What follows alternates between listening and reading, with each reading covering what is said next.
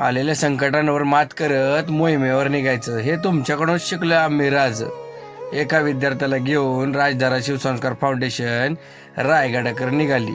रायगडाचं वातावरण एवढं सुंदर होतं जणू काही निसर्गच तुमच्या राज्याभिषेकाची वाट पाहत होतं राज. दर मजल दर करत महाद्वार गाठला आणि मोहिमेला सुरुवात केली. भारतीय आर्मीला समर्पित भारत माता की जय आणि तुमच्या नावाचा जय घोष करत आम्ही राज्याभिषेक सोहळा अनुभवला. अविस्मरणीयच होता तो. मोहीम टकमक टोकापर्यंत येऊन पोचली.